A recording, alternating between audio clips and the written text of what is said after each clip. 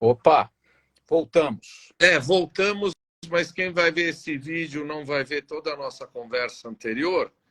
A gente estava colocando They Can't Take That Away From Me, que o Tarso adora, com Ella Fitzgerald e Louis Armstrong.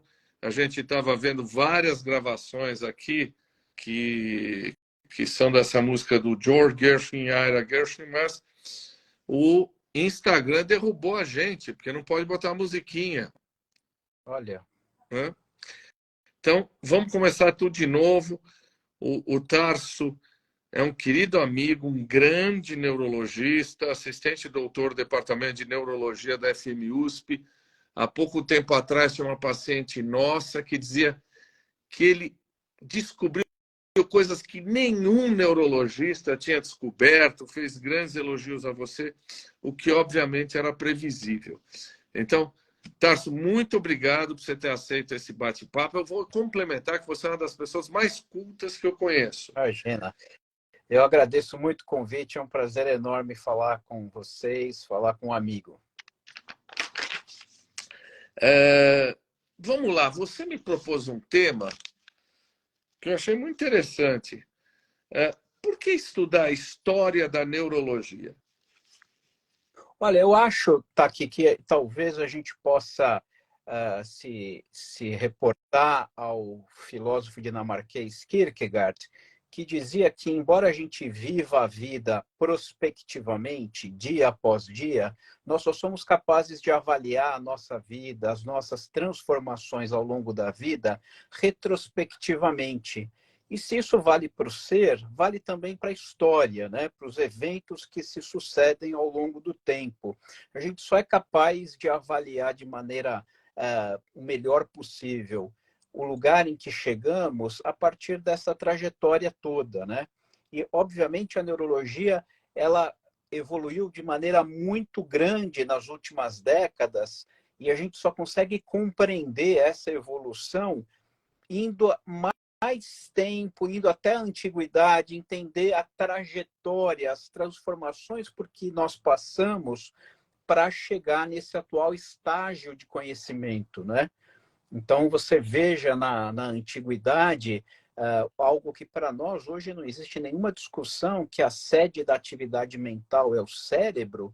Isso na antiguidade não era consenso, né? Se você for pegar uma série de filósofos, filósofos naturalistas, os filósofos gregos, Aristóteles, Platão, eles não tinham essa clareza, né? Eles tinham, inclusive, noções diferentes de que talvez o cérebro pudesse ser a sede dos pensamentos, de toda a nossa atividade mental, como imaginava Aristóteles, mas Platão, por outro lado, não. Platão era um defensor da teoria cardiocêntrica, né? Ele acreditava que nós somos o que somos por causa do coração. A gente até hoje traz essa marca, né?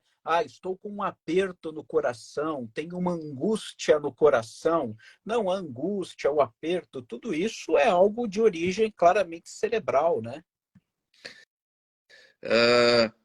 Você sabe que essa já é uma das coisas que eu vou discutir depois, uma primeira conversão entre a neurologia e a psiquiatria. Porque quando eu dou aula da história da psiquiatria, eu falo dessa discussão do cérebro e de filósofos. Eu pensei que era Aristóteles, que dizia que o centro das emoções era o coração e o pessoal Hipócrates, cérebro. Mas você vê aí que a gente começa a história da neurologia e da psiquiatria muito juntinho, não é? Quando se dá essa separação, que eu acho que é uma separação, pelo menos como psiquiatra, eu acho que a gente perde. Eu não sei se os neurologistas sentem que essa separação foi uma perda para a especialidade. Eu não sei. Quando é que se dá essa separação? Olha, eu acho que de maneira mais consistente isso vai acontecer no finalzinho do século XIX, da metade para frente do século XIX, quando um famoso neurocirurgião francês chamado Pierre-Paul Broca, que vai em uma das suas apresentações, ele era um membro da Sociedade Antropológica Francesa, em uma das suas apresentações semanais, ele mostra ali o estudo do cérebro de um paciente que estava num manicômio. Esse paciente morre e ele havia visitado esse paciente algumas vezes e percebido que o paciente tinha uma dificuldade em movimentar o lado direito do corpo, uma dificuldade extrema de linguagem, ele só repetia a mesma sílaba de maneira reiterada, que era a sílaba tan, e sofria de crises epiléticas. Quando esse paciente morre, ele tem a condição de estudar o cérebro desse paciente, ele nota que existe uma lesão muito bem determinada, muito bem circunscrita na região mais frontal do cérebro, do lado esquerdo. A partir daí, começa a haver, então, cada vez mais o chamado insight localizacionista. Quer dizer, nós temos funções cerebrais e essas funções cerebrais estão, de alguma maneira, relacionadas a áreas específicas do nosso cérebro, ou mais ainda, indo além, metade direita e metade esquerda do cérebro talvez tenham funções distintas. É a partir deste momento que a neurologia toma um rumo que vai progressivamente se distanciando da psiquiatria. A gente começa a ter o estudo, a correlação anatomoclínica, anatomopatológica. A gente tem o quadro clínico, o paciente, por algum motivo, evolui morrendo, esse paciente é submetido à necrópsia e, a partir daí, a gente estuda qual era a alteração cerebral responsável por aquilo que a gente via em vida. Né? Coisa que nós sabemos que na psiquiatria a gente não tem esse substrato, né? Quer dizer, a depressão não tem um substrato que a gente pode dizer anatômico, né? Você não consegue, se você abrir um cérebro de um indivíduo, você não consegue dizer na necrópsia se ele era deprimido ou não, né?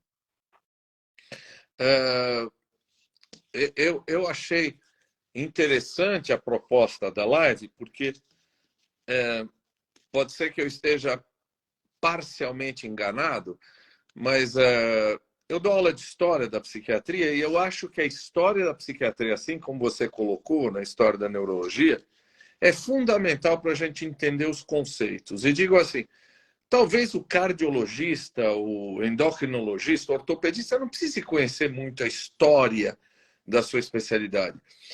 Mas eu acho que para a gente, na formação dos conceitos, é importante, não é? Como você estava dizendo? Sim, acho que, sem dúvida nenhuma, esses conceitos todos, né? Veja, a capacidade que nós temos de identificar alterações sutis, alterações que são decorrência de anos de clínica, são coisas que, por exemplo, diabetes está no pâncreas, né? Agora, a depressão, a ansiedade, o transtorno obsessivo compulsivo, quer dizer, isso é algo muito mais complexo e que tem uma interação ambiental, um componente cultural que é diferente, né? E se você não souber a história, se você não souber o contexto cultural em que aquela situação acontece, você será um profissional pior, né? Então, eu entendo que a psiquiatria, particularmente, né? A neurologia tem um jeito, um modus operandi que é muito, eu diria, é um pouco mais fácil até do que a psiquiatria, né? A psiquiatria, até por falta desse marcador biológico universal, né?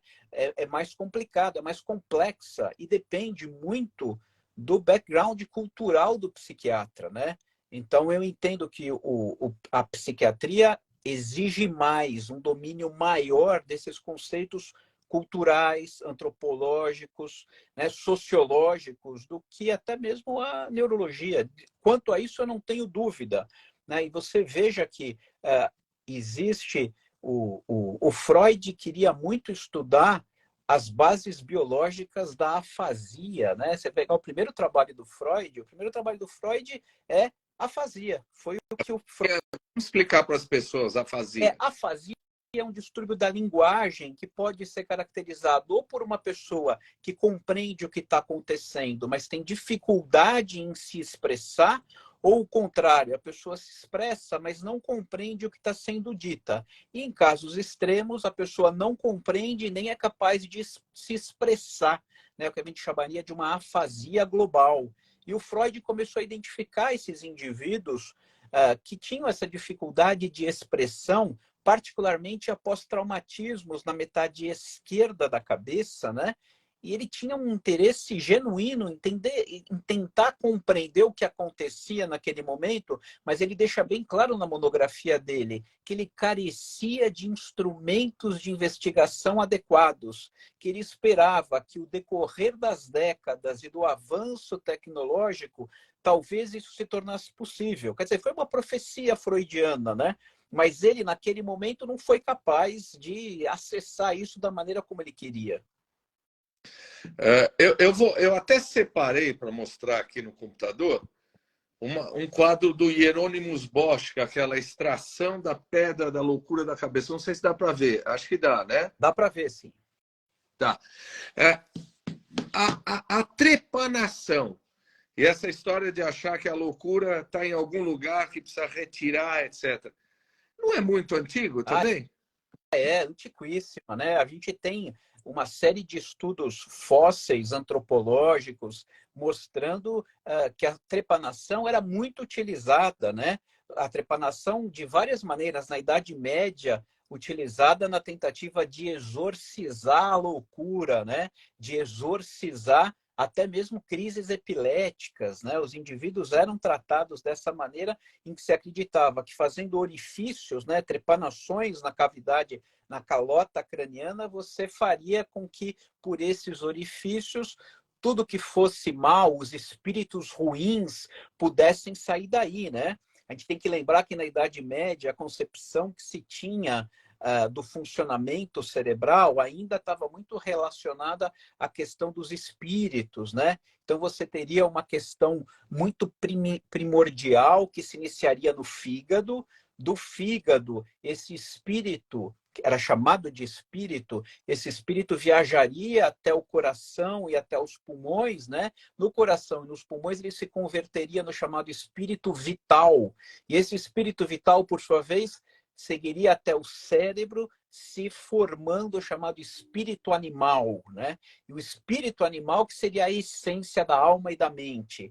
Então, quando você tivesse algum problema da alma, da mente, era natural que se pensasse em trepanar a cavidade craniana e fazer com que esse espírito pudesse sair por esse orifício, né? A gente tinha que entender qual era o conceito que se tinha do funcionamento cerebral na Idade Média, na época em que a trepanação foi muito utilizada, né? Bom, como você sabe, eu sou descendente de grego e eu não posso passar sem falar dos gregos, né? Nós estamos falando. Acho que uma das outras coisas muito interessantes da neurologia, um pouco da psiquiatria, é o conceito de mal sagrado, né? A ideia do Hipócrates é que isso daqui não tem nenhuma coisa espiritual. O tal do mal sagrado é orgânico. É a epilepsia de hoje, né? De hoje, exato. O Hipócrates, sem dúvida nenhuma, né, ele fez observações argutas que até hoje são absolutamente irrefutáveis, né? Então, se você pegar o Sócrates dizia que de nenhum lugar além do cérebro provinham as alegrias, as zombarias, as tristezas, as lamentações. Era pelo cérebro que a gente sabia o que era errado, o que era certo, o que era doce, o que era amargo, o que causava prazer, o que causava repulsa.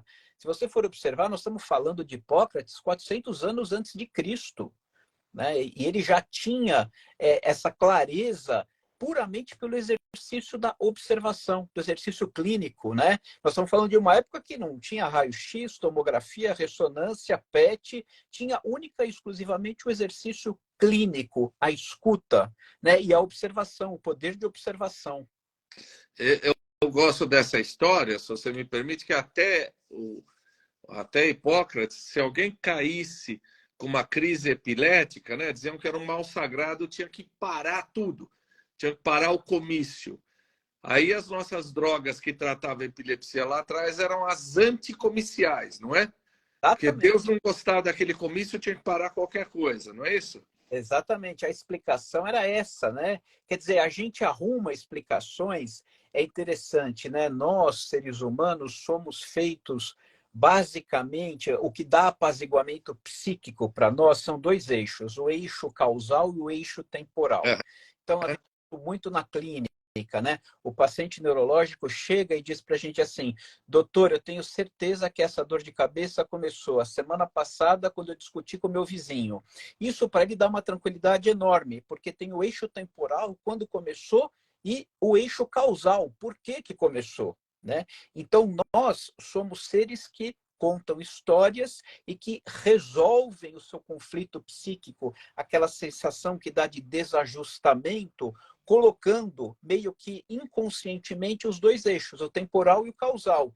Então, a pessoa que cai no meio do comício se debatendo, tinha que haver uma explicação. Aquilo aconteceu naquele momento, no meio do comício, porque ela está possuída por espíritos malignos, né? E isso tinha uma clareza muito grande, quer dizer, a maneira como a sociedade interpretava aquele fenômeno naquele momento estava muito bem explicitado para eles. Embora completamente anticientífico, a gente deve fazer a análise à luz do conhecimento da época, né? A gente não pode fazer nenhum tipo de julgamento anacrônico, né? Com o conhecimento que a gente tem hoje. Então, naquele momento, era algo que dava tranquilidade para as pessoas. Você sabe que, para nós também, muitas vezes, o paciente conseguir fazer alguma história sua para entender uma determinada situação alivia muito. Pouco importa se essa história é verdadeira ou não, não é? Se ele Exato. construir uma história que faz sentido para ele, isso muda muito, isso ajuda muito ele. Nessa coisa da história, você me dizia outro dia como é que eram as teorias de funcionamento cerebral na Europa, lá pelo século XIX, século XX. O que que acontecia? Olha, a Europa viveu uma parte sombria, né? Primeiro a gente teve uma época, a chamada frenologia, né? O estudo da mente, né?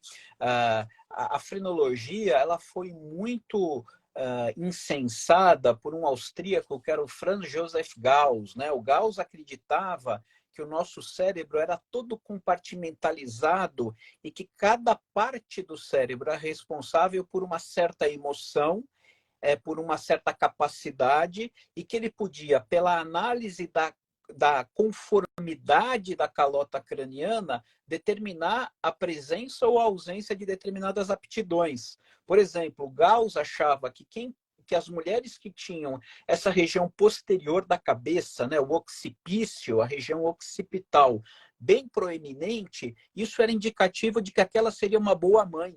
Enquanto que as mulheres que não tinham um occipício protuberante provavelmente seriam mães ruins, né? Veja, um tremendo absurdo. E o Gauss viajava à Europa, os grandes salões de Paris, de Viena, das grandes cidades, dando esse tipo de demonstração. Então, tinham como se fossem ilustrações feitas com as várias conformações cranianas, mostrando se aquela pessoa tinha uma... exatamente, é isso aí. Acho que todo mundo já viu isso, né? Quer dizer, essa parte, a capacidade de amar, a capacidade de acreditar ou não em Deus, né? Tudo isso tem uma área específica do cérebro. Obviamente, campou para uma coisa muito ruim, que foi a teoria do Cesare Lombroso, né? A teoria que você era capaz de tipificar e identificar um criminoso pela análise fisionômica, né? Isso foi incorporado por muito tempo, até mesmo a análise do direito penal, né? Quer dizer, você avaliava se não, esse indivíduo não pode ter cometido esse crime porque ele tem um nariz afilado, ele tem, quer dizer, algo absurdo. E a teoria lombrosiana, de alguma maneira, foi um desdobramento da frenologia do Gauss, né? Então, você veja que, por muito tempo, a gente ainda viveu esse pseudocientificismo, né? Isso nada mais era do que a pseudociência, né? E, quer dizer, nenhuma época está imune à pseudociência. A nossa época, veja, a Viena do século XVIII, do século XIX, nós estamos falando de Paris, nós estamos falando de sociedades extremamente cultas, que tinham a arte, o mundo acontecia ali, né? E nós somos, de alguma maneira, o nosso referencial ele é eurocêntrico quando a gente fala em história, quando a gente fala em cultura, da maneira como a gente estuda as neurociências, né? Porque obviamente que houve contribuições do continente africano, mas essas contribuições não foram devidamente registradas ou foram negligenciadas ao longo do tempo. Então, o nosso referencial ele acaba sendo todo europeu, né? E, de alguma maneira, isso começa a perder a sua credibilidade com o Charcot. Né? É o Charcot, no final do século XIX, que institui de maneira muito definitiva o método anatomopatológico. Quer dizer, ele via aquela descrição, olha, esse paciente tremia, ele tinha rigidez, ele tinha dificuldade para andar, tropeçava, o paciente morria, ele ia estudar o cérebro daquele paciente, ele ia estudar o sistema nervoso daquele paciente, então ele entendia que faltava, existia uma redução do volume de uma região específica do sistema nervoso, do mesencéfalo, havia uma redução da pigmentação natural de uma região chamada mesencéfalo, e que isso provavelmente estaria relacionado àquela dificuldade, que não tinha nada a ver se a região frontal era mais ou menos protuberante, por exemplo. Então, foi esse método instituído ou consolidado de maneira definitiva pelo Charcot, que depois teve uma série de outros discípulos, né, que acabaram, pupilos, que acabaram sedimentando isso de maneira definitiva, e pôs um basta nessa avaliação que era absolutamente anticientífica, né, ou pseudocientífica. Eu me lembro. Depois eu vou mostrar aqui o quadro de Charcot que eu estou procurando. A história do Lombroso, que era o criminoso nato. O cara ia com aquela conformação. Eu estudei a paleopsiquiatria lá, quando me formei, e tinha até uma coisa do estigma psicopático. Uhum. Então, eu aprendia que se o cara tivesse um dedo em baioneta, ele era um psicopata. Né? Essa coisa de que características cerebrais podiam definir a personalidade. Deixa eu te perguntar uma coisa que aí eu acho que é teoricamente interessante para a gente dizer para as pessoas o seguinte. A gente está falando dessas coisas e todo mundo dá risada, mas a gente não precisa tomar cuidado com o tal do anacronismo histórico, do presentismo histórico. Quer dizer, é muito fácil a gente olhar para trás e jogar pedra nos caras, achar que aquilo era uma porcaria. Porque é o que se sabia na época. Provavelmente daqui aos 100 ou 200 anos, os caras vão olhar para a gente e dar risada. Também a gente não tem que relativizar isso. Quer dizer, é muito fácil aquela história de que olhar para trás e fazer considerações. Engenheiro de obra feita, não é assim que a gente fala? A gente fala de o médico do dia seguinte, né?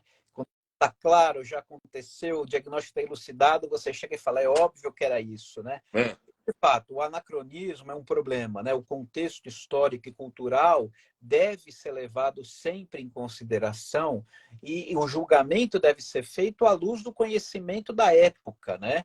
Então, e isso faz porque a história é exatamente isso, a gente conhecer as transformações pelas quais o conhecimento passou. Então, quando você conhece essas transformações, isso te dá, é como se fossem tijolinhos que você vai colocando, até que isso, o Thomas Kuhn, que é um teórico da ciência, né? Ele fala nas revoluções científicas, esqueci o nome, a teoria das revoluções científicas, ele diz que o nosso conhecimento é assim, né? Você vai, de pouco em pouco, você tem algum tipo de aglutinação de conhecimento, e de repente você tem um boom. Né? Esse boom, ele não é aleatório, ele é de alguma maneira aleatório, mas ele só acontece porque houve algo que o antecedeu, né? Esse conhecimento que vai se juntando e que deve ser analisado, sem dúvida nenhuma, aquela luz. Mas uma coisa importante, como o Hipócrates, né, que fez aquela maravilhosa observação baseada exclusivamente no escutar, né? Quer dizer, é o que faz o psiquiatra, né? O psiquiatra ele ouve o paciente, ele entende o que está acontecendo, ele não vai pedir uma ressonância magnética para investigar aquela depressão, né? Então, ele ouve, ele entende isso dessa maneira. Mas, por exemplo, se você pegar, tá aqui, o livro dos Salmos, veja só, nos Salmos, o Salmo 137 diz assim: se eu esquecer de ti, ó Jerusalém, que se resseque a minha mão direita, apegue-se a língua ao paladar, se não me lembrar de ti, se eu não preferir Jerusalém a minha maior alegria. O que está descrito aí? Uma afasia. A mão direita perdeu a destreza e a língua ficou presa ao paladar. Você veja que já havia essa observação, né, que o indivíduo que tinha alguma fraqueza do lado direito do corpo, habitualmente vinha também com alguma dificuldade na expressão. Isso está registrado, né? Você pega o livro, o Antigo Testamento, o livro dos Salmos está ali, né? Então, o que é importante é a capacidade de observação. Você imagina, por exemplo, um homem como Immanuel Kant, que numa cidade como Königsberg, no século XVIII, saía de casa sem internet, sem uma biblioteca universal que a gente tem disponibilidade hoje, e teve todo aquele insight sobre a filosofia, a crítica da razão pura, o imperativo categórico. Você imagina isso? Né? Então, a observação ela é fundamental, e a observação ela de alguma maneira compensa esses nossos julgamentos anacrônicos às vezes. Não sei se eu me fiz entender. Perfeito. Olha, eu separei aqui para você também um quadro do André Brouillet, que é a aula do Charcot, aula de neurologia na Salpêtrière, não é? Nós estávamos falando do Charcot. Esse Exato. cara de avental, aqui logo na frente, acho que é o Gilles de la Tourette, e atrás dele está o Babinski segurando ali, ajudando ele. Esse é um quadro muito legal que mostra um pouco o Charcot e a escola que ele formou, não é? Quer falar um pouco da importância do Charcot para a neurologia e para a psiquiatria? Porque ele estudou histeria, não foi? Sabe que o Charcot era interessante, né? O Charcot ele tinha dois irmãos, né? E o pai dele era um construtor de carruagens. Era uma pessoa relativamente simples, embora tenha ganhado algum dinheiro construindo carruagens. E na época de decidir o que os filhos iam fazer, ele reuniu os três filhos e ele falou assim para os filhos: eu não tenho condições financeiras, não tenho recurso para fazer com que vocês três estudem mais. Então, a minha opção é a seguinte: o Martin, que era talvez o filho mais velho, se não me engano, vai fazer como eu, vai herdar o meu ofício. Ele vai ser construtor de carruagem. O Emir, que era o outro irmão do Charcot, falou: você vai para o exército, porque era uma maneira de conseguir algum grau de ascensão social com estabilidade, né? Então, o irmão dele foi e falou: e o único filho talentoso que eu tenho é o Jean, que era o Jean Martin Charcot. Falou: então, a você vai ser dado o direito de estudar. E o Charcot era um desenhista brilhante. Ele desenhava, ele era um artista. E o pai dele falou: você tem duas opções. Você pode ser desenhista, um artista, e você vai para Belas Artes, você vai estudar isso, ou você pode ser médico. E o Charcot pensou e falou: bom, se eu for médico, eu vou conseguir, de alguma maneira, em algum momento, pela minha habilidade com a ilustração, com o desenho, ajudar também no desenvolvimento da minha profissão. E ele optou, né, e o pai pagou. Então, quer dizer, o Charcot se tornou o Charcot por um investimento familiar e pelo pai que teve aquela percepção de que o filho tinha um talento diferente, né? E, de fato, o que o Charcot fez, o Charcot é considerado o pai da neurologia moderna, né? Da neurologia moderna porque ele desenvolveu esse método anatomopatológico e era um observador clínico que muita coisa que a gente vê hoje, por exemplo, esclerose lateral amiotrófica, que é uma doença degenerativa grave, que a pessoa vai perdendo a força muscular, o Charcot descreveu clinicamente isso perfeitamente no século XIX, 1880, 1870. Parkinson, ele reconheceu que o James Parkinson já havia descrito em 1816, 1817, e revelou tudo isso, esclerose múltipla. E aí tem aquela história: será que houve um deslize do Charcot quando ele começou a cuidar das chamadas histéricas, né, a histeria, ele começou a estudar aquilo, de fato havia um relato cada vez maior de mulheres que tinham perda de força, sem nenhum tipo de substrato anatômico. Era impossível, pelos estudos que o Charcot tinha feito anatomopatológico, anatomoclínico, ele não conseguia encaixar e não conseguia justificar aquela fraqueza, os gritos que as mulheres tinham, os movimentos anormais. O Charcot começou a entender que ali havia alguém que sofria, uma pessoa que sofria. Então, o que o Charcot fez, de alguma maneira, por mais críticas que tenha, ele devolveu a dignidade aos indivíduos com transtornos somatoformes, que é o que a gente sabe hoje, né? Aquela época, por muito tempo, foi chamado de histeria, fazendo uma alusão ao útero, à mulher, a presença de hísteros, né? Do útero. Hoje a gente sabe que é isso, que os transtornos somatoformes, a antiga histeria, não é algo exclusivo de mulheres, acomete homens e mulheres democraticamente, mas o que o Charcot fez foi apontar que aquelas pessoas sofriam. Ele devolveu dignidade àquelas pessoas que, de alguma maneira, pediam socorro. E a maneira delas pedirem socorro era daquela maneira, se manifestando com uma fraqueza, uma paralisia, uma negligência do mundo, né? Então, o Charcot, por isso, ele é uma figura fundamental, não só na neurologia, mas na psiquiatria. Mas aí eu deixo para você falar da psiquiatria. A nossa colega, ilustre colega Adriana Vilarinho, está aí te assistindo. E eu tenho uma pergunta aqui da minha amiga Adriana Sakai, que eu vou fazer daqui a pouco, viu, Adriana? Que você é interessada em atividade física. O Freud estudou com Charcot, não foi? Sim, sim. O Freud foi a hipnose e o Freud foi estudar com ele. Sem dúvida nenhuma. O Freud foi, né? O Freud nasceu na atual República Tcheca, né? E ele sai de casa e vai a Paris estudar com Charcot com esse intuito, né? Ele, com o intuito de ver como a hipnose seria capaz de ajudar na cura de pacientes que sofriam, que na verdade eram esses pacientes que tinham transtornos somatoformes, né? Que tinham algum grau de sofrimento emocional muito grande. Lembrando que o Freud tinha a vontade de estudar a afasia, de estudar a agnosia, quer dizer, o termo agnosia, né? A incapacidade de reconhecer algo a partir do canal visual, é um termo freudiano. Foi o Freud que descreveu isso. Então, o Freud era um grande neurologista, né? E começou a se tornar um indivíduo capaz, um poder de observação que nos legou, talvez, a melhor teoria sobre a explicação emocional que a gente tem hoje, né? Embora, obviamente, vai acontecer de novo uma cisão entre a teoria psicanalítica e os neurocientistas nos idos de 50, 60 do século passado, talvez pela falta de uma explicação biológica mais plausível para aquilo que o Freud intuiu de maneira muito meritosa, né?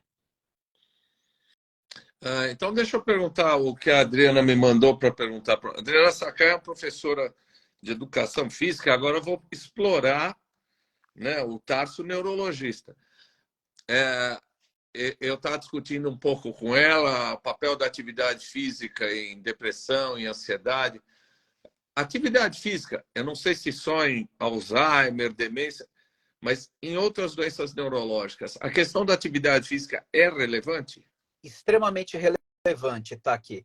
Tem vários trabalhos, tem um trabalho que saiu ano passado numa revista importante para nós neurologistas, que é a Neurology, fazendo análise de atividade física e duas coisas: risco de desenvolver doença de Parkinson e como evoluíam aqueles pacientes com doença de Parkinson que faziam e não faziam atividade física. Então, hoje a gente tem clareza, enquanto neurologistas, que tão importante quanto prescrever medicamento para quem tem Parkinson, é fundamental prescrever atividade física. Os pacientes com Parkinson que fazem atividade física combinada, aeróbica e anaeróbica, têm uma doença de evolução mais lenta e com menos sintomas do que aquele grupo de pacientes com doença de Parkinson que não faz atividade física. E para aqueles indivíduos que ainda não desenvolveram Parkinson, uma coisa que sabidamente protege, reduz o risco é atividade física.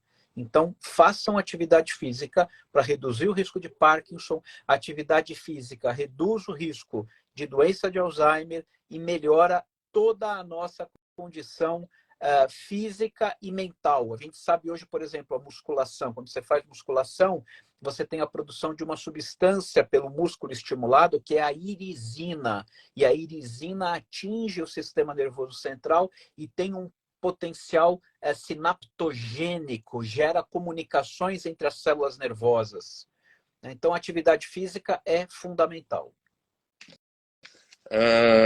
Quem que fez uma pergunta que eu acho que não são todos os idosos, mas acho que você pode explicar. A Mayra pergunta assim, por que que os idosos tremem? Não é bem assim, né? Não, não é assim, né? O tremor é uma situação que acontece por diversos motivos, né? Mas, obviamente, no indivíduo idoso, o que a partir dos 70, 75, o que deve fazer, todos eles devem passar por uma avaliação neurológica, mas basicamente tem três possibilidades para o tremor. Né? O indivíduo treme ou porque ele tem um tremor genético, na maior parte das vezes, chamado tremor essencial, que é um tremor que aparece quando a pessoa vai usar a mão para segurar uma xícara, segurar um talher, por exemplo. E existe o tremor, que é o tremor fisiológico exacerbado. É o tremor quando a gente toma um susto e libera muita adrenalina. Acabou de bater o carro, sai do carro, está tremendo. Ou o filho brincando dá um susto e a gente treme, porque tem muita adrenalina circulando e a adrenalina é um hormônio tremorigênico que causa tremor, né? Febre causa tremor. E a outra possibilidade é o tremor que se manifesta como um dos sintomas de uma doença degenerativa, que é a tal da doença de Parkinson, que é uma doença degenerativa de causa desconhecida, que causa lentidão dos movimentos com ou sem o tremor, mas o tremor é uma manifestação relativamente comum. Você falou de Charcot, acho que paralisia trêmula era o nome que o Charcot usava para Parkinson, não é isso? Mesmo, paralisia trêmula, é esse mesmo. A Cristiane, que nos acompanha muito, ela diz assim, bom, e o tremor essencial? O que é que faz? O que faz com o tremor essencial? A gente trata, né? O tremor essencial tem hoje 2 medicamentos, que são medicamentos prescritos. Um deles é um medicamento antigo que a gente usa para tratar hipertensão, que é o propranolol, e o outro é uma medicação anticomicial, a primidona, que a gente também usa para tratar o tremor essencial. Uma ou outra, ou habitualmente podem ser utilizadas as duas associadamente, tem efeitos colaterais, então tem que ser discutido com o médico qual vai ser utilizada, se o paciente não apresenta nenhuma contraindicação a uma ou a outra, que dose, como a gente começa esse tratamento. Mas existe tratamento, embora ainda não haja cura para o tremor essencial. A nossa amiga que eu conheci, Mariângela Rosa, está aí.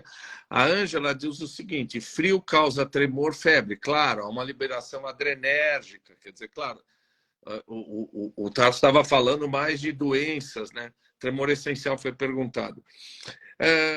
Uma coisa que despertou, olha, o livro chama Tempo de Despertar, mas uma coisa que despertou muito interesse das pessoas em neurologia foi o Oliver Sacks, né?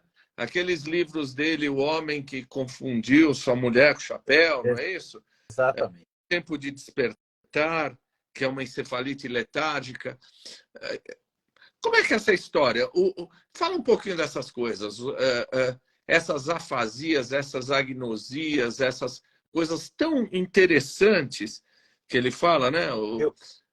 Como é que entende isso? Você não quer citar algumas coisas tão interessantes quanto o que ele reporta? Posso citar. Eu acho assim, O Homem que Confundiu Sua Mulher com Chapéu é uma história clínica que o Oliver Sacks reuniu no livro dele, que tem uma série de outras histórias clínicas, mas que leva como título o primeiro conto, né? O primeiro relato, que é O Homem que Confundiu Sua Mulher com Chapéu. É a história de um músico, já com alguma idade, que começa a andar na rua, ele vê um hidrante, acaricia o hidrante, achando que o hidrante é uma criança. Ele tem uma dificuldade em reconhecer uma série de objetos familiares. E isso vai... ele procura o atendimento com o Oliver Sacks. Ele primeiro vai a um oftalmologista, porque a mulher dele acha estranho que ele está fazendo algumas confusões. O oftalmologista examina o olho e fala assim, seu olho não tem nada. seria bom você procurar um neurologista, vou recomendar um Dr. Oliver Sacks. Ele vai ao Oliver Sacks, o Oliver Sacks examina, percebe que tem alguma coisa errada, não sabe exatamente o que é. Nós estamos falando da década de 60, se não me engano, e naquele momento, a hora que o paciente vai sair do consultório, ele pega a cabeça da mulher, mexe no cabelo dela e tenta tirar aquilo e colocar na cabeça, como se fosse o chapéu que ele tinha deixado dependurado quando chegou. E por isso que chama o homem que confundiu sua mulher com o chapéu. Esse caso relata uma agnosia visual. Quer dizer, o indivíduo ele passa a ser incapaz de identificar o que é aquele objeto simplesmente olhando para ele. Por outros canais, ele entende. Então, por exemplo, se ele pegar, você mostra para ele uma luva, um exemplo, ele descreve a luva perfeitamente, que foi até um dos testes que o Oliver Sacks faz com ele no conto. Mostra uma luva, ele descreve aquilo. E o Oliver Sacks fala para ele, mas o que é isso? Ele falou, olha, talvez possa ser um porta-moeda, que você pode colocar 5 moedas de tamanhos diferentes em cada um desses prolongamentos. Aí o Oliver Sacks pega a luva, dá na mão dele, ele tateia, fala, ué, é uma luva, né? Então, a agnosia visual é, pela visão, ele é incapaz de reconhecer as coisas, mas com o tato ele reconhece. Uma forma restrita de agnosia visual é a prosopagnosia, né? A incapacidade que os indivíduos têm de reconhecer faces familiares, né? Então, a gente faz isso. Isso pode acontecer, normalmente acontece, as pessoas falam assim, mas por que acontece isso? Acontece quase que invariavelmente por lesões na região posterior do cérebro que acometam obrigatoriamente também a metade direita posterior do cérebro, onde a gente interpreta e associa as funções visuais, né, as informações visuais. O paciente do Oliver Sacks poderia ter um tumor, por exemplo, de crescimento muito lento, que conforme o tempo foi passando, aquela alteração visual foi se agravando. A prosopagnosia pode ser uma forma tem 2 formas, até uma forma congênita. Faz um tempo, a gente até ouviu no consultório alguém falando isso, o Brad Pitt tem prosopagnosia, que saiu na mídia uma informação que ele tinha dificuldade em reconhecer faces familiares, né? E pode ser, de fato, uma forma de prosopagnosia congênita, embora a maior parte das prosopagnosias sejam adquiridas ou por tumores ou por eventos vasculares, derrames cerebrais, podem ocasionar prosopagnosia. Como é que a gente avalia isso no consultório? Mostra foto de pessoas famosas, mostra foto do Pelé, mostra foto do Roberto Carlos e pergunta quem é essa pessoa. Quer dizer, obviamente tem que fazer parte do repertório cultural daquela pessoa, mas hoje, se você mostrar para um brasileiro quem é o Pelé, quase que todo mundo vai saber quem é o Pelé. Se aquela pessoa não sabe, alguma coisa está errada no reconhecimento da face, né? Você sabe que eu nunca vi um paciente com prosopagnosia, mas para mim o conceito é tão claro, porque em grego, prósopo é rosto. Né? Então, a André falou do livro de dopamina, que ele entendeu Parkinson pelo livro de dopamina. O livro de dopamina é 90%, o responsável, 90% da dopamina é do seu sócio. Do Lúcio. Né? O Lúcio Ebra. E aquela história tão interessante que é o do membro fantasma. Por que isso? O membro, existem, o membro fantasma, a gente tem que entender o seguinte: o nosso cérebro, ele tem uma parte, a gente chama isso de homúnculo, como se fosse uma representação do nosso corpo na parte motora, para movimentar e para sentir. Essa representação do cérebro, ela não é perdida imediatamente se eu evoluir com a perda de alguma parte do meu corpo. Então, por exemplo, em amputados de guerra, a gente percebia que o indivíduo perdia o braço era amputado depois de um estilhaço de bomba na Primeira Guerra Mundial, por exemplo, e aqui o indivíduo se queixava de uma dor excruciante, insuportável, no braço que não existia mais. E a partir daí começou a se criar esse conceito do membro fantasma. Um membro que não existe mais, por isso fantasma, e que dói. E por que dói? Porque a representação daquele membro continua no cérebro. Para o cérebro, o braço que foi amputado continua existindo. E se ele continua existindo, é possível que ele sinta dor. Então, isso acontece e é interessante como foi descoberta a maneira de você minimizar isso. Como é que você minimiza essa dor?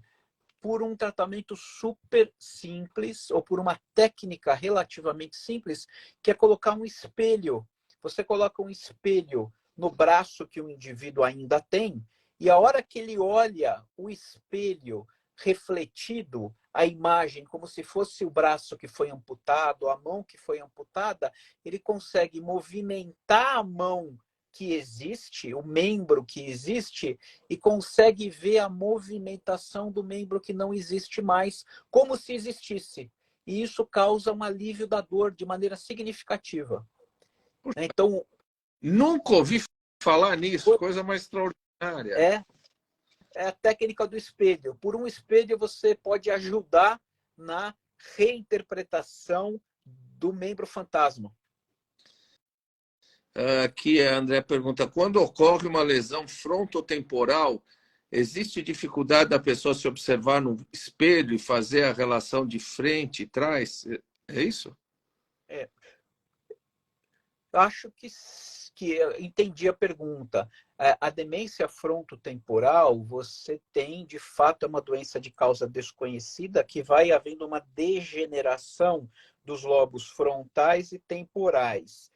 Isso pode fazer, de fato, com que o indivíduo tenha uma certa dificuldade em se identificar como tal, em se reconhecer ao se olhar no espelho. Isso pode acontecer, esse tipo de dificuldade. Isso tem a ver com uma redução do funcionamento da circuitaria córtico-subcortical frontal. Essa região frontal passa a funcionar menos e a gente tem uma conexão muito clara da região frontal com a região temporal, principalmente a parte de baixo, em que existe uma estrutura que a gente chama de giro fusiforme. É uma conjunção dessas regiões que pode fazer com que, uma vez que essa região é perdida, é degenerada, haja uma certa dificuldade em se reconhecer, em se identificar. Isso pode acontecer nesses quadros de degeneração frontotemporal. A demência frontal que a gente chamava de pique, Exatamente. não é? É quando o avô que vai todo domingo na igreja começa a passar a mão na bunda da empregada, não é? Ele começa a ter uma coisa absolutamente amoral. Exatamente, é isso aí. Demência de pique, que hoje tem esse nome, né, de demência frontotemporal. DFT, a gente abrevia, né? Olha, a Érica falou de algo que eu vivo tendo que discutir com as pessoas. Cannabis. Né? Em psiquiatria, ainda não há nenhuma evidência de que cannabis tenha qualquer papel em qualquer transtorno psiquiátrico.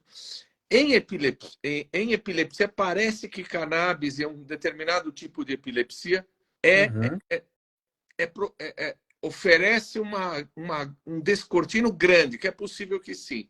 Sim. Quer discutir isso? Sim, assim, a cannabis em neurologia, a evidência mais robusta que a gente tem é em epilepsias graves da infância, que são habitualmente situações muito dramáticas em que você imagina uma criança de poucos meses de vida, poucos anos de idade, que começa a ter às vezes 50, 60, 70, 80 crises epiléticas num dia, e começou a se perceber que a administração do canabidiol com THC poderia reduzir a frequência dessas crises de uma maneira que as medicações convencionais ainda não tinham conseguido. Então, em neurologia, a cannabis começou muito por conta do movimento dessas mães, que começaram a perceber um alívio muito grande, uma redução considerável na frequência de crises nas crianças que tinham crises epiléticas.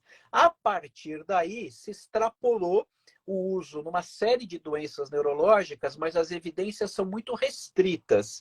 As evidências em neurologia são epilepsias graves da infância, de difícil controle, para os indivíduos que têm esclerose múltipla com uma complicação da esclerose múltipla de longa data, que é a espasticidade, uma rigidez muscular intensa nas pernas.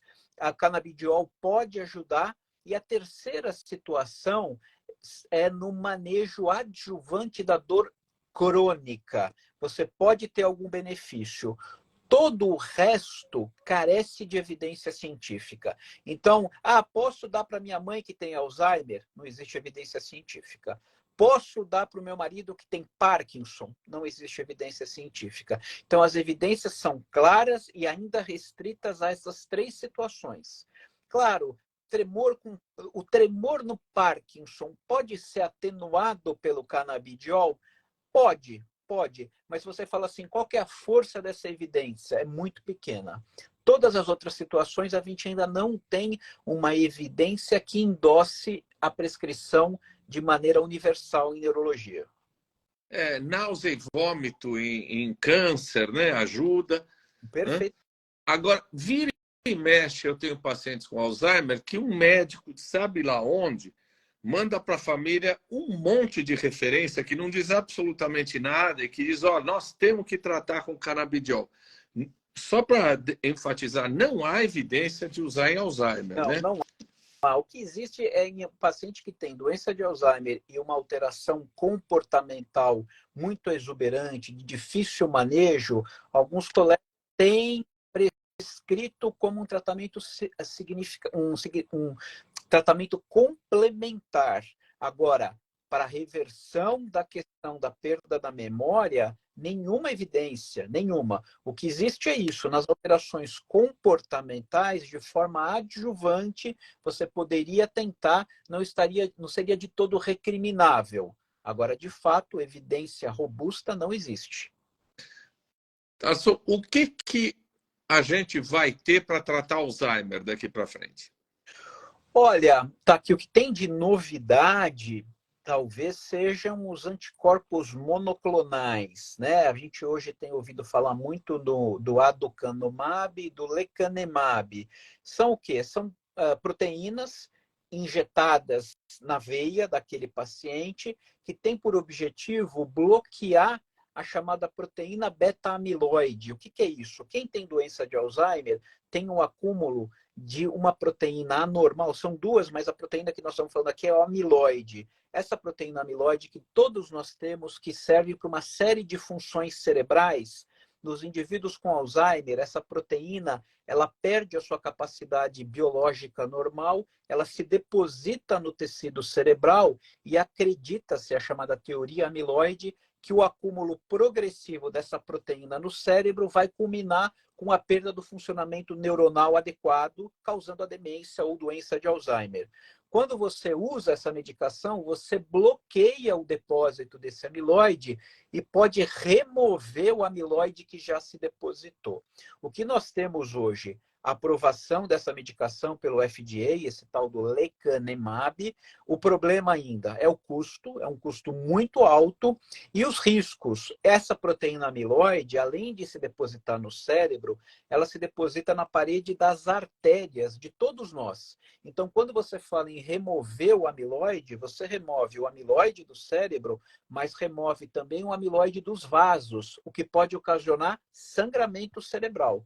Então, é uma coisa nova que nós estamos conhecendo agora, tem um custo ainda muito alto e os resultados mostram um benefício, mas ainda assim não é um benefício muito grande, não é, infelizmente, a cura do Alzheimer. O que a gente tem, provavelmente, é uma doença de evolução um pouco mais lenta nos indivíduos que têm acesso a essa medicação, com todos os riscos, principalmente a tal da hemorragia cerebral. Mas Perdão, as pessoas perguntam, essa é a chamada vacina. Isso não é exatamente... A vacina seria uma outra maneira de você induzir o sistema imunológico daquela pessoa a impedir o depósito do amiloide. Né? O monoclonal, que é o que está disponível, não é a vacina. O que ele faz? Ele vai no amiloide já depositado para tentar remover. Tá. Bom, você foi extremamente gentil. Eu falei que a gente ia falar 40 minutos, nós já estamos falando há 1 hora, dado interesse, muita gente te assistindo. Vou deixar aberto para você se despedir, dizer algo que eu não perguntei. E a pergunta para você abrir é: qual é o futuro para a neurologia? O que a neurologia ainda tem para progredir, para aprender, para abarcar? Olha, eu acho que muita coisa, viu, Taki? Sem dúvida nenhuma, nós tivemos nos últimos 10, 20 anos um boom do conhecimento imunológico nas doenças neurológicas, né? A neuroimunologia avançou muito. A gente tem recentemente a descoberta dessa medicação capaz de remover o amiloide, mas eu entendo que o futuro da neurologia seja modificar geneticamente, a terapia gênica, capaz de modificar doenças que nós já conhecemos muito bem do ponto de vista genético, mas que nós ainda somos capazes de fazer muito pouco por elas, do ponto de vista da cura, da modificação, da expressão da proteína que causa a doença. Então, eu acho que o futuro da neurologia talvez passe pela terapia gênica, né? E, claro, a gente vem entendendo cada vez mais o papel da epigenética, né? Como que o ambiente modifica a expressão do nosso material, da nossa informação genética para melhor ou para pior. Uma coisa que está clara, atividade física. A atividade física modifica a nossa expressão genética de maneira a permitir que a gente tenha uma velhice mais saudável, né? Um envelhecer mais saudável, que a gente tenha o menor risco de doenças degenerativas. Então, acho que a gente está caminhando para entender as modificações do ambiente na expressão genética, a tal da epigenética, e a terapia gênica, que deve, em algum momento, ser uma realidade cada vez maior. Em psiquiatria, a gente tem discutido muito a questão do abuso físico, abuso sexual, negligência na infância, facilitando ou dificultando, em outras circunstâncias, a expressão genética, né? Tarso, muito obrigado. Você tem horas para a gente falar, né? Vamos marcar daqui a algum tempo de continuar falando? Claro, será um prazer. Foi muito bom. Eu fico feliz de participar, tá aqui. Muito obrigado ao Tarso e a todo mundo. Olha, você está com 60 pessoas nesse momento, mais de 60 pessoas te assistindo. Tarso, muito obrigado mesmo, uma super boa noite. Eu que agradeço, para você também, tá aqui. Um abração. Tchau, tchau.